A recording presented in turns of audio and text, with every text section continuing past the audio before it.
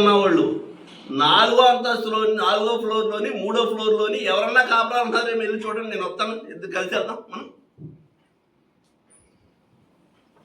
దీనికి డబ్బా కొట్టుకోవడానికి మనకు సిగ్గు అనేటువంటిది లేకుండా మాట్లాడుతున్నాం అనేటువంటిది ఆ మీటింగ్ ఆ జనం అందరినీ పిలిచారు. వస్తారు, తప్పే ఉంది. వాళ్ళు ఏదో పిలిస్తే పార్టీ మీద గౌరవం, మన మీద గౌరవం వస్తారు. వచ్చారని చెప్పేసి తప్పట్లు కొట్టుకోవడం, డబ్బాలు కొట్టుకోవడం కాదు. ఒక 100 మందిని తీసుకొచ్చి మీరు అక్కడ కూర్చోబెట్టి మేము చాలా సంతోషంగా ఉన్నాం, చాలా సుఖంగా ఉన్నాం అనేటువంటి చెప్పించండి. మనందరూ వెళ్ళి అక్కడ ప్రెస్ వాళ్ళని తీసుకెళ్ళి కూర్చోబెట్టి మాట్లాడదాం. నీళ్లు లేవు అక్కడ. ఈరోజు కూడా అక్కడ ఉన్నటువంటి సెప్టిక్ ట్యాంక్ సంబంధించినటువంటి వాటర్ డ్రైన్లోకి తీసుకెళ్ళాలనేటువంటిది ఏంటైనది గుమ్లే డ్రైన్ గుడ్డికాలు. ఆ గుడ్డికాలలో తీసుకెళ్దాం అనేటువంటిది ఆ రోజు మేము ప్లాన్ చేసాం, అవ్వలేదు. ఇప్పుడు మీరు అక్కడ ఉన్నటువంటి కనీసం వాళ్ళ అవసరాలు కదా ప్రతి ఒళ్ళకి. ఇవన్నీ మానేసి అక్కడ మంచినీళ్ళు లేవు, ఏమీ లేవు. ఇవన్నీ మానేసి మేము 6,000 ఇల్లు కట్టాం, 8,000 ఇల్లు కట్టాం. అయితే ప్రపంచంలో ఉన్న టెక్నాలజీ అంతా పట్టుకొచ్చి ఇక్కడ పెట్టాము. ఈ షేర్వాల్ టెక్నాలజీతో మీరు ఇల్లు కట్టుకోవచ్చు కదా, ఎందుకు కట్టుకోవట్లేదు? కట్టుకోరు మీరు. ఒక మేక్ కొట్టి ప్రతి ఇంట్లోని మనకున్నటువంటి ఇళ్ళు ఉన్నాయి. పేదవాడు ఇంటి ఉంటుంది, ఇంట్లో నుంచి బయట నుంచి వచ్చిన తర్వాత సర్టిప్పి అక్కడ తగిలించుకోవడానికి ఒక మేకు కొట్టి దాన్ని తగిలిందుంటారు. లేకపోతే తడిపిన బట్టలు ఆరేసుకోవడానికి 2 మేకులు కొట్టి ఆరేస్తుంటారు. అవి ఏమి లేవు. ఇది కాకుండా బ్యాంక్ లోన్లు ఏదైతే మీరు వచ్చిన మాట, నేను ఇచ్చిన మాట కాదు ఇది. మన మీటింగ్లో కూడా చెప్పాను. మన మీటింగ్లో చెప్పింది అది తొందరగా చేయండి అని చెప్పాను. ఇప్పుడు మీ మోసం ఏంటో చెప్తున్నా. 2 నెలల్లో మా ప్రభుత్వం వచ్చేంత 2 నెలలు కూడా అనలేదు. తారీఖులు చెప్పి డేట్ కూడా చెప్పాడు. ఇది 14వ తారీఖునో 13వ తారీఖునో కౌంటింగ్ అయిపోతుంది. ఆ తర్వాత 2 నెలల కాలంలో మీకు ఈ లోన్లన్నీ రద్దు చేస్తాం. నేనన్నది కాదు జోగేష్ గారు, మీరన్న మాట చెప్తున్నాను. లోన్లన్నీ రద్దు చేస్తాం. నేను అక్కడ చంద్రబాబు నాయుడు గారితో మాట్లాడాను, పవన్ కళ్యాణ్ గారితో మాట్లాడాను. మీరు ఎవరో కట్టక్కర్లొద్దని చెప్పారు. కానీ 2 సంవత్సరాలు అయిపోతుంది, 1.5 సంవత్సరం దాటిపోయింది. ఇవాటి వరకు దాని గురించి ఒక మాట మాట్లాడట్లేదు ఎక్కడ. మీరు బ్యాంక్ వాళ్ళు వచ్చి ఒత్తిడి చేస్తున్నారు. బ్యాంకులో ప్రతి వాళ్ళకి డాక్రా సంఘాల్లోనో ఇంకో సంఘంలోనో దాంట్లోనో సంబంధాలు ఉన్నటువంటి వాళ్ళు ఉంటారు, పేదవాళ్ళు కాబట్టి. ప్రభుత్వం నుంచి ఏ సహాయం వచ్చినా ఆ వచ్చినటువంటి డబ్బులు వచ్చినట్టు బ్యాంకు ఖాతాలోకి వెళ్ళిపోతున్నాయి. వాళ్ళకి ఏదన్నా అమ్మఒడో లేకపోతే ఇంకో దెబ్బ తిరుగునో ఏదన్నా వాళ్ళకి ఏదన్నా డబ్బులు ప్రభుత్వం నుంచి వచ్చిందంటే వాళ్ళ ఖాతాలోకి జమ అయినాయి అంటే ఆ ఖాతా నుంచి డబ్బులు వీళ్ళకి తెలియకుండానే బ్యాంక్కి వెళ్ళిపోతున్నాయి అని అక్కడ చెప్పినటువంటి విషయాలు నేను చెప్పి కదా. ఒకసారి అవసరమైతే వెళ్ళి మనం ఇద్దరం మీరు వస్తారంటే వెళ్ళి మీటింగ్ పెట్టిన వాళ్ళందరినీ పిలుద్దాం. అవన్నీ నిలుపుదల చేయండి. నిలుపుదల చేసి మీరు ఏదైతే చెప్పారో 2 నెలలు అన్నారు, 2 సంవత్సరాలు అయిపోతుంది, ఇంకా దిక్కు దివాణం లేదు అక్కడ. మీరు ఖచ్చితంగా వాళ్ళందరి తరపున మేము డిమాండ్ చేసేది మీరు చెప్పినటువంటి విధంగా ఆ లోన్లు రద్దు చేయవలసినటువంటి బాధ్యత మీది. ఏం మాట్లాడట్లేదు. మీరు అవసరం కోసం మీ ఇష్టం వచ్చినట్టు మాట్లాడి మీరు మాట్లాడినటువంటి వాటిని మేము చెబుతుంటే వాటిని విమర్శగా తీసుకునేటువంటి పరిస్థితి. మీరు ఏం చెప్పారంటే ఆ రోజు మీరు నరకంలో ఉంటున్నారమ్మా అనేటువంటిది మొదలుపెట్టారు. ఆ నరకాన్ని ఏర్పాటు చేసింది ఎవరండి? మీరే. వాళ్ళకి ఆ నరకాన్ని చూపించింది మీరే. ఎందుకు ఈ మాట చెప్తున్నాం అంటే ఈ రోజుకి 2017 నుంచి అంటే 7-8 సంవత్సరాల క్రితం 1,00,000 రూపాయలు కట్టించారు టిట్టుకు వెళ్ళి ఇస్తామని చెప్పేసి. ఆ 1,00,000 రూపాయలు కట్టిన వాళ్ళందరూ వడ్డీకి తెచ్చి కట్టారు పాపం. అవతల అద్దెంట్లో ఉంటూ అద్దె కట్టుకుంటున్నారు, యువతల ఆ డబ్బులకి వడ్డీ కట్టుకుంటున్నారు. అక్కడ నరకం అనిపించే కాదు, ఇల్లు మీరు చూపించినటువంటి ఇళ్లలో నరకం అనిపించే కాదు, మానసికంగా కూడా వాళ్ళు అనేక రకాలైనటువంటి ఇబ్బందులు పడుతున్నారు. ఈ షేర్వాల్ టెక్నాలజీతో ఇల్లు కట్టారంటున్నారు. అదే జగన్మోహన్ రెడ్డి గారు ఆనాడు రాజశేఖర రెడ్డి గారు అక్కడ ఉన్నటువంటి స్థలంలో 125 ఎకరాలు ఆనాటి ఉన్నటువంటి ఎమ్మెల్యే గారు ఆధ్వర్యంలో, కృష్ణార్జున గారి ఆధ్వర్యంలో 125 ఎకరాలు తీసుకుని వ్యక్తిగతమైనటువంటి ఇల్లు కట్టుకోవడానికి ఒక 50 ఎకరాల సుమారులో ఇల్లు కట్టించారు, స్థలాలు ఇచ్చారు, ఇళ్ల స్థలాలు పట్టాలు. దీనికి కూడా ఇచ్చేసారు ఇళ్ల స్థలాలు. 125 ఎకరాలకి ఇళ్ల స్థలాలు పట్టాలు ఇచ్చేసారు. ఒక 50 ఎకరాల సుమారులో కొంతమంది దాంట్లో మెరకేసేసి, ఆ మెరకేసినటువంటి దాంట్లో ఇల్లు కట్టుకున్నారు. వాళ్ళందరూ కొంతమంది కట్టుకున్నారు, కొంతమంది పాకలు వేసుకున్నారు. వ్యక్తిగతమైనటువంటి ఇల్లు కట్టుకునేటువంటి దాంట్లో అప్పుడు ఉన్నటువంటి వాళ్ళు ఇల్లు కట్టుకుంటారు. తర్వాత వాళ్ళ పిల్లలు ఎవరన్నా పెద్దవాళ్ళు అయ్యి పెళ్ళి అయిన వాళ్ళు ఏమంటే ఇంకో ఫ్లాట్ పైన వేసుకోవడానికి అవకాశం ఉంటుంది. అంటే రాజశేఖర రెడ్డి గారికి కానీ, జగన్మోహన్ రెడ్డి గారికి కానీ ఏదో చేసామని చెప్పి చేతులు దులుపుకునేటువంటి నాయకులు కదా వాళ్ళు. భవిష్యత్తులో వాళ్ళు సుఖంగా కాపురం ఉండాలనేటువంటి ఉద్దేశంలో ఆనాడు రాజశేఖర రెడ్డి గారు ఇచ్చారు. ఈనాడు జగన్మోహన్ రెడ్డి గారు కూడా సుమారు 25 లక్షల మందికి రాష్ట్ర వ్యాప్తంగా వ్యక్తిగతంగా ల్యాండ్ ఎక్విజిషన్ చేసి, ఇళ్ళు స్థలాలు ఇచ్చి, ఇల్లు కట్టించి, కరెంట్లు ఇచ్చి, వాటర్ ఇచ్చి, అక్కడ రోడ్లు కానీ లేకపోతే ఉన్న ఫెసిలిటీస్ కానీ వాళ్ళు మౌలికమైనటువంటి అవసరాలు ఏవైతే ఉన్నాయో అవన్నీ కూడా చాలా వరకు పూర్తి చేసినటువంటి విధంగా కాపలా చేస్తున్నారు.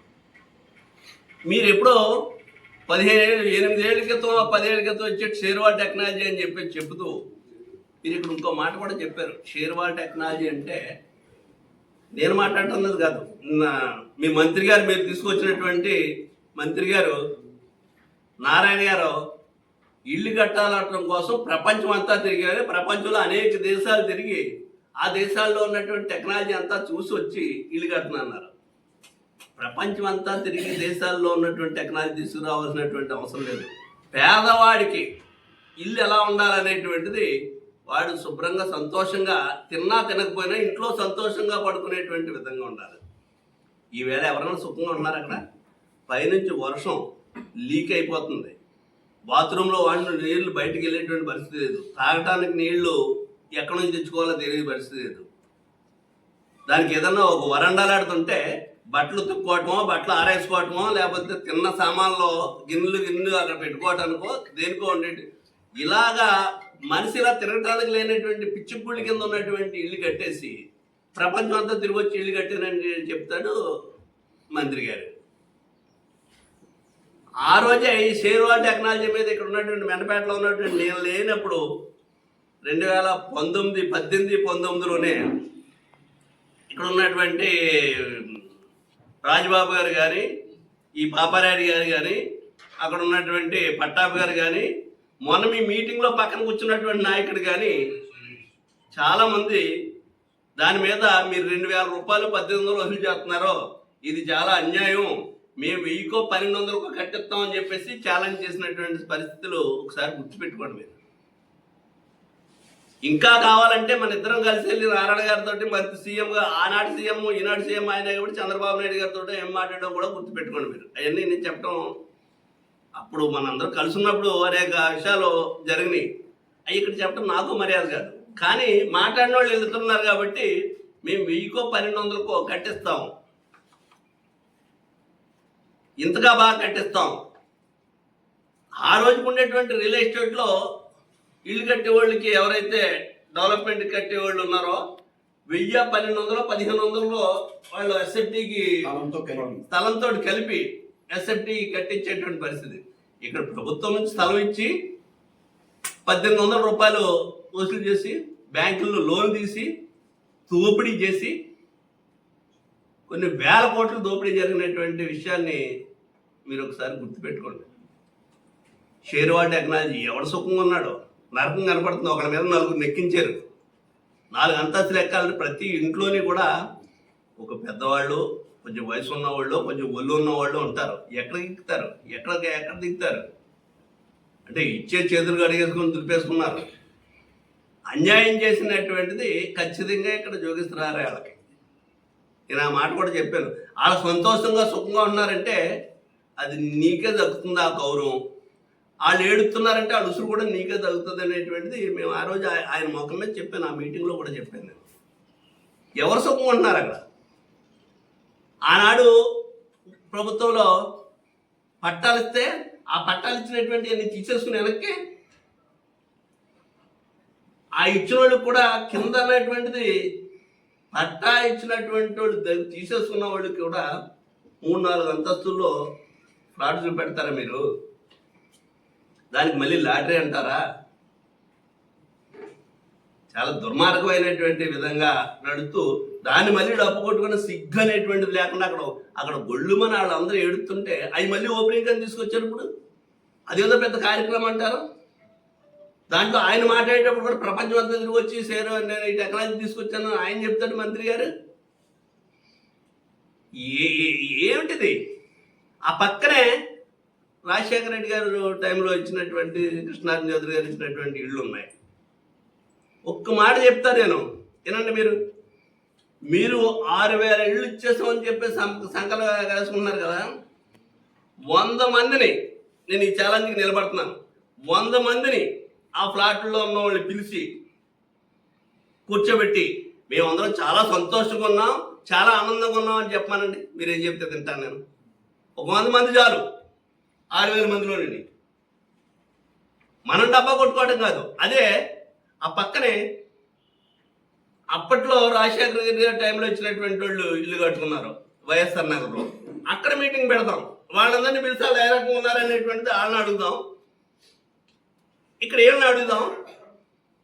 ఆ ప్రభుత్వంలో చేసినటువంటి దానికి ఈ ప్రభుత్వంలో ఈ దోపిడీ ఇది. ఆ ప్రభుత్వంలో పట్టా ఇచ్చేశారు, మీకు నచ్చినట్టు కట్టుకోండి అని చెప్పారు వాళ్ళకి.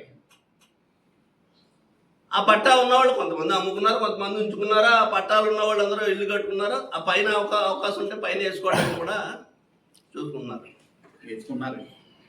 వేసుకున్నారు కూడా. ఇంకా అవసరం అయితే ఉన్నవాళ్ళు 4వ అంతస్తులోని 4వ ఫ్లోర్లోని 3వ ఫ్లోర్లోని ఎవరన్నా కాపలా ఉన్నారో వెళ్ళి చూడండి, నేను వస్తాను, ఇద్దరు కలిసి వెళ్దాం మనం. దీనికి డబ్బా కొట్టుకోవడానికి మనకు సిగ్గు అనేటువంటిది లేకుండా మాట్లాడుతున్నాం అనేటువంటిది.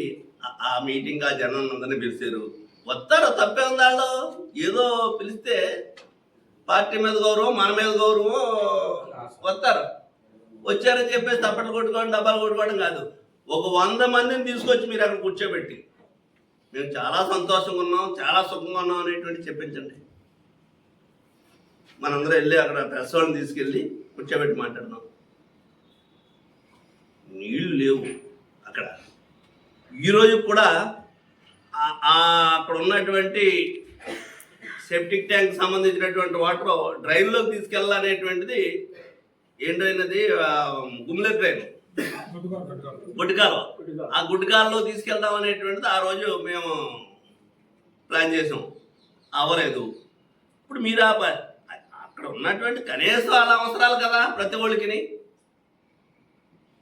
ఇవన్నీ మానేసి అక్కడ మంచినీళ్ళు లేవు, ఏమీ లేవు. ఇవన్నీ మానేసి మేము 6,000 ఇల్లు కట్టాం, 8,000 ఇల్లు కట్టాం. అయితే ప్రపంచంలో ఉన్న టెక్నాలజీ అంతా పట్టుకొచ్చి ఇక్కడ పెట్టాం. ఈ షేర్వా టెక్నాలజీతో మీరు ఇల్లు కట్టుకోవచ్చు కదా, ఎందుకు కట్టుకోవట్లేదు? కట్టుకోరు మీరు. ఒక మేక్ కొట్టి ప్రతి ఇంట్లోని మనకున్నటువంటి ఇళ్ళు ఉన్నాయి. పేదవాడు ఇంటి ఉంటుంది, ఇంట్లో నుంచి బయట నుంచి వచ్చిన తర్వాత సర్టిప్పి అక్కడ తగిలించుకోవడానికి ఒక మేకు కొట్టి దాన్ని తగిలించుంటారు. లేకపోతే తడిపిన బట్టలు ఆరేసుకోవడానికి 2 మేకులు కొట్టి ఆరేస్తుంటారు. అవి ఏమి లేవు. ఇది కాకుండా బ్యాంక్ లోన్లు ఏదైతే మీరు వచ్చిన మాట, నేను ఇచ్చిన మాట కాదు ఇది. మన మీటింగ్లో కూడా చెప్పాను. మన మీటింగ్లో చెప్పింది అది తొందరగా చేయండి అని చెప్పాను. ఇప్పుడు మీ మోసం ఏంటో చెప్తున్నా. 2 నెలల్లో మా ప్రభుత్వం వచ్చేది 2 నెలలు కూడా అనలేదు. తారీఖులు చెప్పి డేట్ కూడా చెప్పాడు. ఇది 14వ తారీఖునో 13వ తారీఖునో కౌంటింగ్ అయిపోతుంది. ఆ తర్వాత 2 నెలల కాలంలో మీకు ఈ లోన్లన్నీ రద్దు చేస్తాం. నేనన్నది కాదు జోగేశ్వర గారు, మీరన్న మాట చెప్తున్నాను. లోన్లన్నీ రద్దు చేస్తాం. నేను అక్కడ చంద్రబాబు నాయుడు గారితో మాట్లాడాను, పవన్ కళ్యాణ్ గారితో మాట్లాడాను. మీరు ఎవరో కట్టక్కర్లొద్దని చెప్పారు. కానీ 2 సంవత్సరాలు అయిపోతుంది, 1 సంవత్సరం దాటిపోయింది. ఇవాటి వరకు దాని గురించి ఒక మాట మాట్లాడట్లేదు ఎక్కడ. మీరు బ్యాంక్ వాళ్ళు వచ్చి ఒత్తిడి చేస్తున్నారు.